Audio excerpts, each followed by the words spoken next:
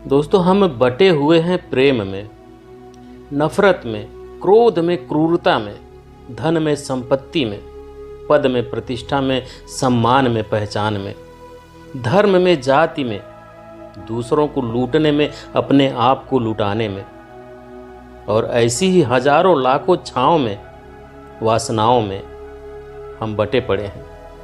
हम टुकड़ों में जी रहे हैं। हमारी चेतना कभी एक नहीं हो पाती। हमारी ऊर्जा शक्ति बिखर गई है। इसलिए हमारे पास इतना समय नहीं है या इतनी शक्ति नहीं है कि हम मुड़कर अपनी ओर देख सकें। दोस्तों, आज की कहानी है दुख की घड़ी में क्या करें। तो चलिए जानते हैं गौतम बुद्ध से। हमारे जीवन में दुख तो बहुत आता है और यह दुख सबके जीवन में आता है, मगर हम अपनी जिंदगी में दुख से बहुत परेशान हो जाते हैं। तो दोस्तों, आज हम आपके लिए लेकर आए हैं गौतम बुद्ध की एक ऐसी कहानी जो आपके दुखों को दूर कर सकता है। सबल नाम का एक व्यक्ति अपने जीवन में बड़ा ही निराश था। उसकी निराशा का कारण यह था कि वह अभी तक कुछ नहीं करता था। उसके घर वाले उसे दूसरों का उदाहरण देकर ताने मारते थे कि वह सब तो कामयाब हो गए और तू यहीं का यहीं है। जब भी वह कहीं बाहर जाता तो लोग उससे पूछते थे कि तुम क्या कर रहे हो, और उसे यह कहने में बहुत शर्म महसूस होती थी कि वह अभी कुछ नहीं कर रहा है, कुछ करने की कोशिश कर रहा है। धीरे धीरे उसने लोगों से मुंह छुपाना शुरू कर दिया। उसका दुख इतना बड़ा था कि उसको लगता कि वह धरती पर बोझ है और उसके बस में कुछ भी करना नहीं है। वह कुछ कर ही नहीं सकता, तो वह जी कर क्या करेगा। उसे मर जाना चाहिए। वह अकेले में बैठकर रोता और भगवान को दोष देता। एक दिन उसने नगर में गुरु को देखा जो दुख के ऊपर अपना प्रवचन दे रहे थे। गुरु ने कहा, दुख एक गुरु की तरह होता है जो आपको जीवन के बारे में समझाता है, बताता है। यह आपको सही से जीने का तरीका देता है। आप चाहें तो दुख रूपी गुरु से जीना सीख सकते हैं या दुख में डूबकर बैठकर रो सकते हैं। सबल भी यह बात सुन रहा था। उसने गुरु से कहा, दुख कुछ सिखाकर नहीं जाता बल्कि पीड़ा देकर जाता है। दुख की पीड़ा अनंत होती है। ऐसा लगता है कि इसके बाद कुछ नहीं मिलने वाला, कुछ नहीं होने वाला। मृत्यु भी उसके सामने कम लगती है। गुरु ने कहा, क्या दुख है तुम्हें? सबल ने अपनी सारी परेशानी गुरु को बताई और बोला, क्या मेरे दुख का आपके पास कोई समाधान है? गुरु मुस्कुराए और बोले कि जब तुम्हारे जीवन में असली दुख आए तब मेरे पास आना, मैं उसका समाधान अवश्य करूंगा। यह कहकर गुरु वहां से चले गए। सबल ने सोचा, क्या मेरा दुख असली नहीं है? क्या यह दुख जो मैं झेल रहा हूं दुख नहीं है? कोई भी मेरे दिल का दर्द क्यों नहीं समझता? घर वाले नहीं समझते तो गुरु क्या समझेंगे? अपने दुखों से परेशान होकर सबल ने एक निर्णय लिया कि वह कुछ करके दिखाएगा। उसने एक छोटा सा व्यापार आरंभ किया, लेकिन उसे उसके व्यापार में सफलता नहीं मिल रही थी। पर उसके घर वाले अब खुश थे कि वह कुछ तो प्रयास कर रहा है, और धीरे धीरे उसे सफलता भी मिलने लगी और फिर उसने रफ्तार पकड़ ली। वह 2 वर्ष के भीतर ही एक बड़ा व्यापारी बन गया। अब सबल के आसपास काफी लोग थे जो उसे पसंद करते थे, जो उसकी चिंता करते थे, जो उसके कार्यों की सराहना करते थे, प्रशंसा करते थे। उसके माता पिता भी अपने बेटे की प्रशंसा करते नहीं थकते थे। उसके मित्रों की संख्या दिन पर दिन बढ़ती जा रही थी। वह बहुत खुश था अपनी जिंदगी में। पड़ोस के कुछ मित्रों ने उसे समझाया कि जब वह बड़ा व्यापारी बनकर इतना सुखी रह सकता है तो सोचो, अगर तुम इस नगर के, इस राज्य के सबसे बड़े व्यापारी बन जाओ तो कितना सुख होगा, कितने लोग तुमसे जुड़ेंगे, कितना यश फैल जाएगा तुम्हारा। स्वयं राजा भी तुम्हारी तारीफ करेंगे और जरूरत पड़ने पर तुमसे ही धन उधार लेंगे। यह बात सबल के मन में बैठ गई। यह बात सबल के मन में बैठ गई और अब वह और अधिक प्रयास करने लगा। लेकिन यह सब कुछ उसे बहुत जल्दी चाहिए था। ज्यादा समय इसमें वह बर्बाद नहीं करना चाहता था, इसलिए उसने ऐसे कार्य किए जो उचित नहीं था। उसने बहुत बड़ी मात्रा में अपने मित्रों से धन उधार लिया, ज्यादा मुनाफा कमाने के चक्कर में। अपने माल की गुणवत्ता खराब कर दी। उसके मित्र उसे जैसा समझाते गए वह वैसा करता गया। दूसरे व्यापारियों के खिलाफ षड्यंत्र भी रचे। अब उसके जीवन का सुकून कहीं चला गया था। उसे रातों को नींद नहीं आती थी। वह हमेशा कुछ उधेड़ बुन में लगा रहता था। सुख साधन की सारी वस्तुएं होने के बाद भी उसे किसी में सुख नहीं मिल रहा था। एक दिन सबल अपने रथ में बैठकर एक मार्ग से जा रहा था। रास्ते में उसने गुरु का आश्रम देखा। वह गुरु के पास पहुंचा और कहा, गुरुदेव, आपने कहा था कि असली दुख हो तो मेरे पास आना। मेरे जीवन में बहुत दुख है, मैं रात को सो नहीं पाता हूं। सबल ने गुरु को अपनी सारी बात बताई। गुरु ने कहा, जब तुम पहली बार मिले थे तब भी तुम किसी दुख में थे, और उस दुख से तुमने क्या सीखा? सबल ने कहा, मैंने सीखा कि केवल सोचने मात्र से कुछ नहीं होता। अपनी सोच को साकार करने के लिए कर्म करना पड़ता है, और केवल कर्म करने से कुछ नहीं होता, कर्म को अंतिम पड़ाव तक ले जाना आवश्यक होता है। चाहे रास्ते में कितनी भी बाधाएं आए, कितनी भी निराशा आए, चाहे ऐसा क्यों न लगे कि अब कुछ नहीं होगा, तब भी यह मानकर कर्म करना चाहिए कि जो कार्य मैं कर रहा हूं, मैं इसमें सफल होकर ही रहूंगा। लोग केवल सफल व्यक्ति को ही महत्व देते हैं, बाकी सब चाहे कोई कितना भी अच्छा क्यों ना हो, इस दुनिया के लिए वो बोझ ही कहलाता है। सबल ने गुरु को एक घड़ा भेंट किया जो सोने के सिक्कों से भरा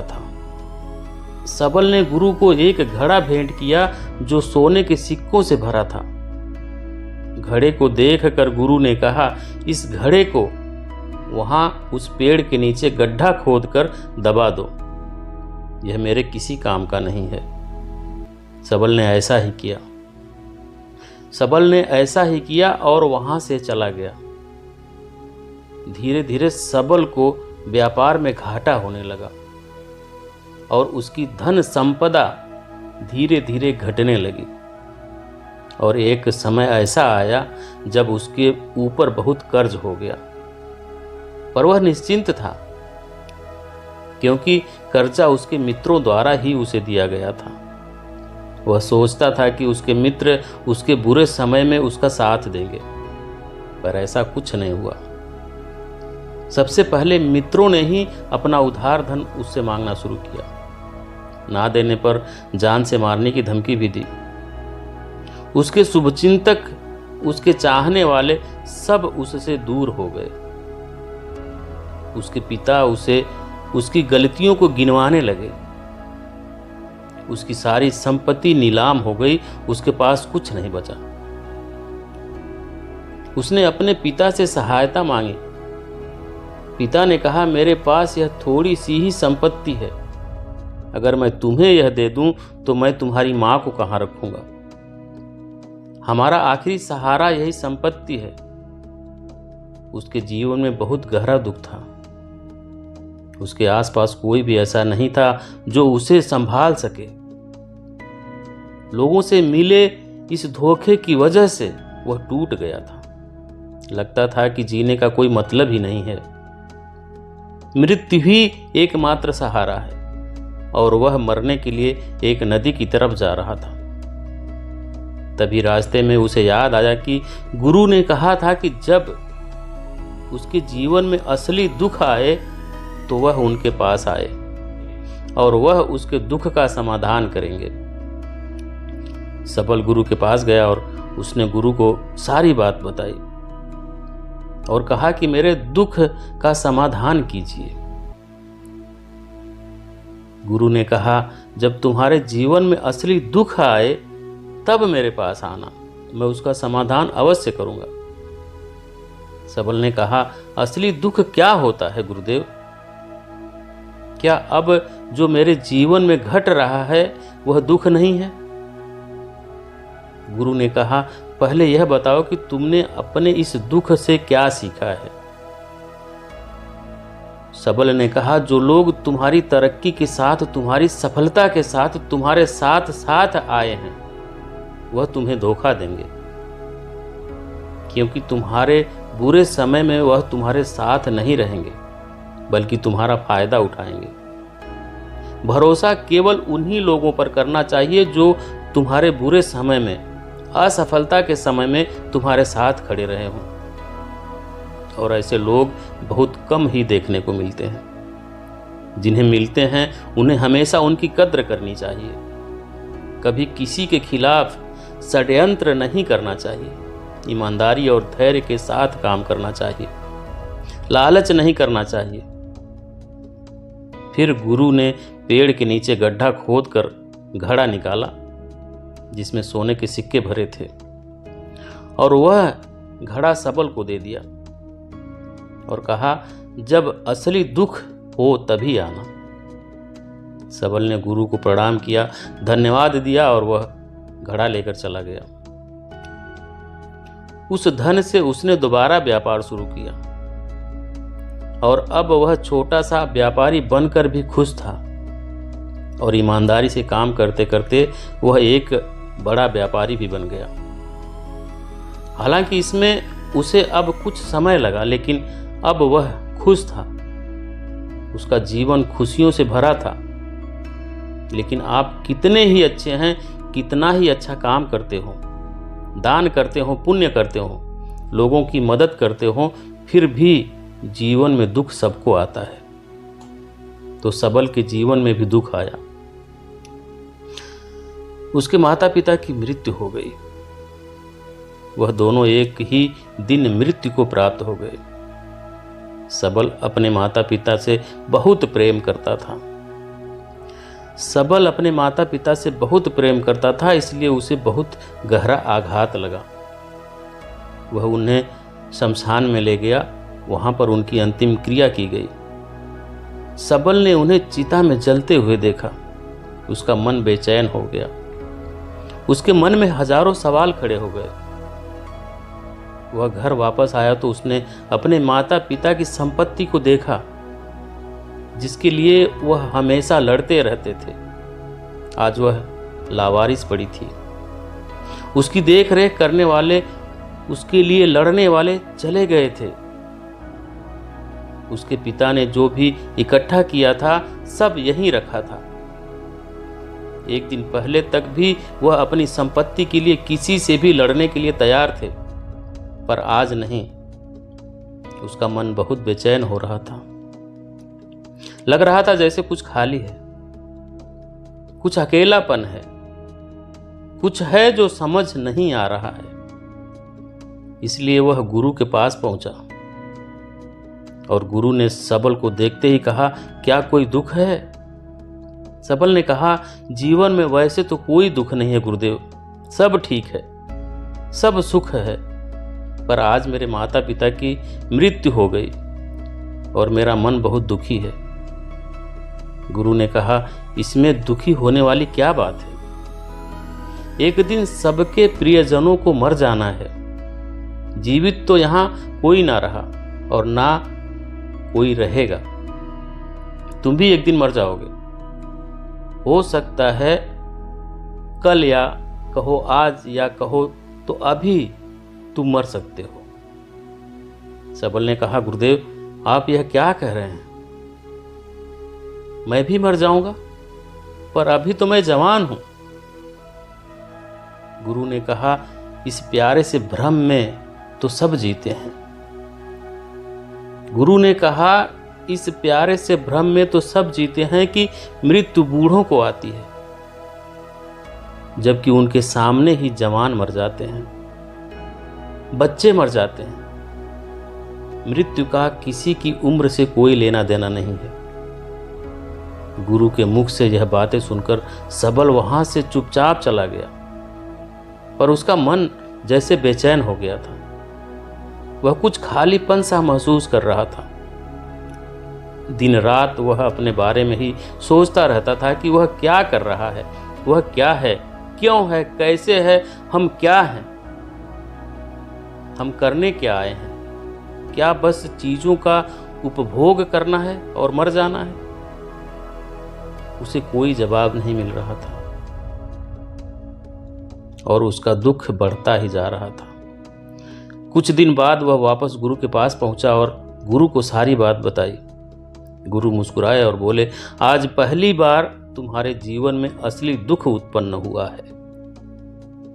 वास्तव में यही है जो दुख कहलाने लायक है, कि हमें नहीं पता कि हम क्या कर रहे हैं, क्यों हैं, कैसे हैं, कौन हैं हम, और हमें क्या करना है। सबल ने कहा, गुरुदेव मेरे दुख का समाधान कीजिए। गुरु ने कहा, हम सब अपने जीवन भर क्या इकट्ठा करते रहते हैं? गुरु ने कहा, हम सब अपने जीवन भर क्या इकट्ठा करते रहते हैं? सबल ने कहा, गुरुदेव सभी लोग धन संपत्ति, मान सम्मान, प्रेम, परिवार, मित्र, शत्रु, पद, प्रतिष्ठा इकट्ठा करते रहते हैं। गुरु ने कहा, क्या इनमें से कुछ भी इकट्ठा करके हम अपने साथ ले जा सकते हैं? सबल ने कहा, नहीं गुरुदेव, इनमें से कुछ भी साथ नहीं जाता। मेरे माता पिता के साथ भी कुछ नहीं गया, सब तो यहीं छूट गया। गुरु ने कहा, ध्यान से समझना। गुरु ने कहा, ध्यान से समझना। इस दुनिया में जिसे हमें इकट्ठा करना है, उसे हम कभी इकट्ठा करते ही नहीं। सभी चीजों को देखते हैं, लेकिन उसे देखते ही नहीं। जिसे हमें इकट्ठा करना है वह है हम। जिसे हमें इकट्ठा करना है वह है हम। खुद हमें इस दुनिया में अपने आप को इकट्ठा करना है, ताकि जब हमारी मृत्यु हो तब हम एक हो सकें और अपने आप को पहचान सकें। हम बटे हुए हैं प्रेम में, नफरत में, क्रोध में, क्रूरता में, धन में, संपत्ति में, पद में, प्रतिष्ठा में, सम्मान में, पहचान में, धर्म में, जाति में, दूसरों को लूटने और अपने आप को लुटाने में, और ऐसी ही हजारों लाखों छांव में, वासनाओं में हम बटे पड़े हैं। हम टुकड़ों में जी रहे हैं। हमारी चेतना कभी एक नहीं हो पाती। हमारी ऊर्जा शक्ति बिखर गई है। इसलिए हमारे पास इतना भी समय नहीं है या इतनी भी शक्ति नहीं है कि हम मुड़कर अपनी ओर देख सकें। वास्तव में लोग जिंदगी भर जिन्हें दुख दुख कहकर चिल्लाते रहते हैं और उनका समाधान खोजते रहते हैं, उन्हें उनका समाधान कभी मिलेगा ही नहीं, क्योंकि जिन्हें वह दुख कहते हैं वह दुख है ही नहीं। इसलिए यहाँ किसी को कभी उनके दुख का समाधान नहीं मिलता। वह बस एक परिस्थिति से छूटकर दूसरी परिस्थिति में फंस जाते हैं। जैसे वह पहली समस्या में रो पड़ते थे, वैसे ही वह दूसरी समस्या में रो पड़ते हैं। मृत्यु से पहले अपने आप को पहचान लो। मृत्यु से पहले अपने आप को पहचान लो। हमेशा एक ही समाधान नजर आता है, वह है मृत्यु, पर वह भी कोई समाधान नहीं है। इसलिए इन सब का अगर परम समाधान चाहिए तो अपने आप को इकट्ठा करो, अपनी ऊर्जा को इस संसार से वापस खींचो, उसे एकत्रित करो, अपने ऊपर ध्यान दो, अपने पर ध्यान लगाओ। मृत्यु से पहले अपने आप को पहचान लो, ऐसे ही बिखरे हुए मत चले जाना। फिर सबल ने कहा, तो क्या गुरुदेव हमें इस संसार को छोड़ देना चाहिए, अपनी इच्छाओं को मार देना चाहिए, धन संपत्ति इकट्ठा नहीं करनी चाहिए? क्या हमें यहां किसी से प्रेम भी नहीं करना चाहिए गुरु? गुरु ने कहा, तुमसे इच्छाएं, कामनाएं और वासना ऐसी ही निकलती है जैसे पहाड़ से कोई पत्थर गिर रहा हो, जिस पर पहाड़ का कोई नियंत्रण नहीं है सिवाय देखने के और परेशान होने के और कुछ खोने के। जब तुम एकत्रित हो जाते हो तब जो भी तुम करते हो सब नियंत्रण में रहता है, तब इच्छाएं भी तुम्हारी इच्छा से निकलती है। सबल ने कहा, गुरुदेव आपने मेरे सच्चे दुख का निवारण कर दिया, आपका बहुत धन्यवाद। अब मैं अपने आप को एकत्रित करूंगा। मानव शरीर में ऊर्जा बहुत है, पर यह बेकार की चीजों में बट कर रह गई है, व्यर्थ की चीजों में लगी रहती है। यह ऐसे ही है जैसे एक शक्तिशाली मशीन किसी बच्चे के हाथ में दे दी गई हो, क्योंकि उन्हें इतना ही पता है। ऐसे ही हम शरीर को चला रहे हैं। इसकी सही शक्ति का इस्तेमाल तो हम कभी कर ही नहीं पाते। खुद को एकत्रित करने का मतलब यह नहीं होता कि हम संसार छोड़ दें, सन्यासी हो जाएं या झोला उठाकर कहीं चले जाएं, या अपने लिए या अपने बच्चों के लिए धन संपत्ति ना इकट्ठा करें। जैसे सब बच्चे बड़े हो जाते हैं तब वह बाइक या कार को चलाकर लंबी दूरी की यात्रा आसानी से कर सकते हैं, नहीं तो बाइक या कार वहीं खड़ी रहेगी और हमें यह भ्रम रहेगा कि हम कहीं जा रहे हैं, जैसा कि बच्चों को होता है, पर हम कहीं नहीं पहुंचते। तो यही था दोस्तों, दुख की घड़ी में क्या करें का पूरा निष्कर्ष। आपको कैसा लगा?